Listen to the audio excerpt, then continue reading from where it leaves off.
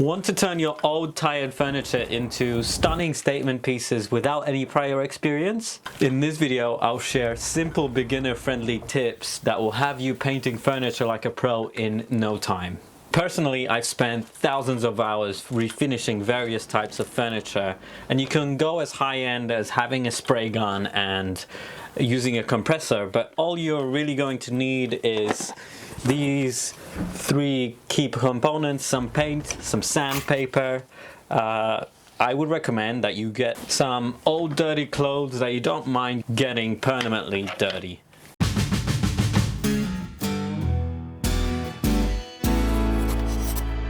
So the first step is prep, and preparation is the secret to a professional looking coat. Trust me, I used to slug through that and I would skip certain parts of preparation. I would always regret it afterwards, because if you spend 3 times as long preparing, you will save 6 times the amount of time later on cleaning up and refinishing your piece because something didn't go to plan.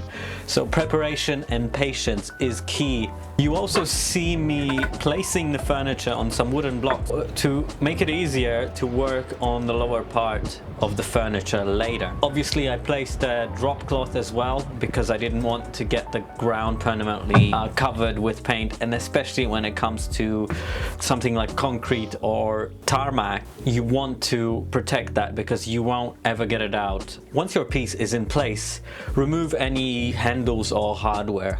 You will see me remove the drawers of the piece altogether and paint them separately because it's just much easier.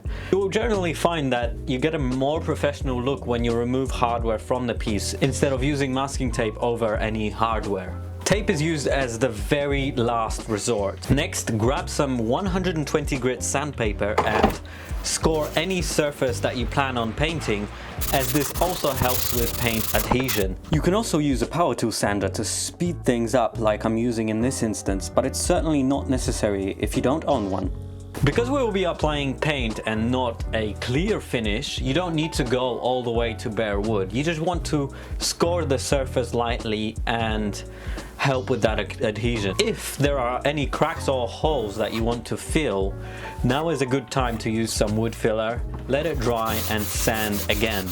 Once you are done with sanding, grab a damp cloth and wipe everything over to get rid of the dust and let that dry again. By the way, if I've forgotten to explain something in the video, please leave a comment down below and I'll try my best to answer all the questions. Now for the fun part, painting. Make sure you're painting in the right temperature and out of any direct sunlight.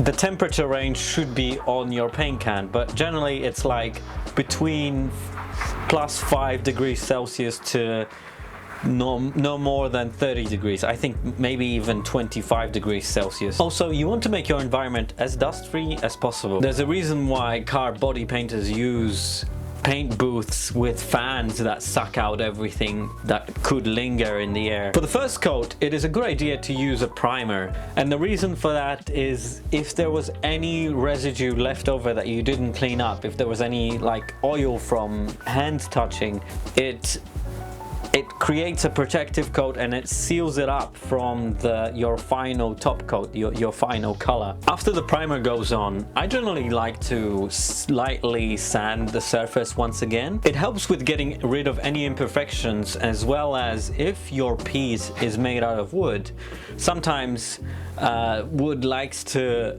lift its grains up after it's been painting after the first coat, so you want to knock that raised grain down with some sandpaper once again, but just a quick once over will do. I just want to mention that in order to select the correct type of paint for the job that you are doing, I would talk to your local paint supplier, because different paints have different names and different properties all around the world. For example, in Europe I would use one type of paint, whereas in North America I use something else. Also, there are different brands, and so it's worth to talk to your supplier. They should be able to help you out. I generally avoid large hardware stores, and instead I go for the specialized paint stores because they are generally more experienced and they will easily be able to help you with choosing the right product. As a beginner, I would stick to water-based paints versus oil-based paints,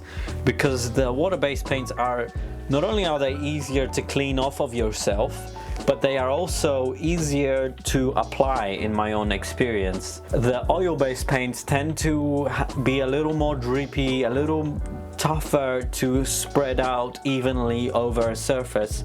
So I would try and stick to water-based paints, and I like a matte finish, like an eggshell finish almost, but the closer towards matte you go, the nicer, the more mistakes you can make, because it doesn't show up as easily on your piece. So if you're a beginner, start with a matte based paint, and then once you get more experience and you want to go for a higher glossy finish, you can do that later. Final tip before we start painting: if you are working indoors, grab some type of a light and shine it from the side on the piece in order to see the details a little bit more before you start painting. I generally like to start with the harder to get to areas, the nooks and crannies, the corners, the places down low, initially with a brush, and I use a paint roller. Then I actually go over the nooks and crannies that I initially started with a paintbrush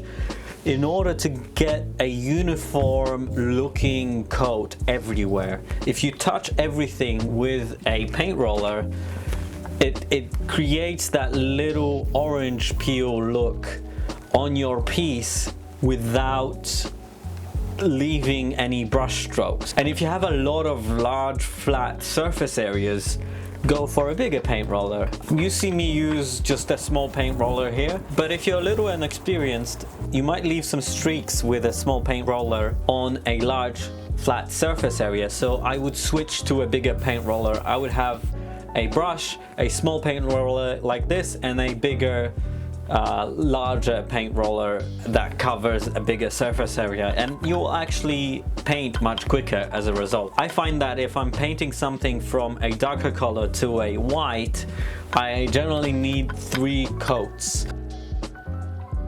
Did you make a mistake?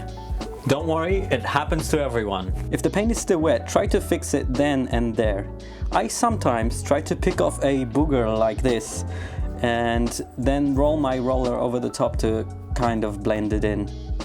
But if the paint has started to set, let it dry fully for a few hours and then sand it off with a sanding block.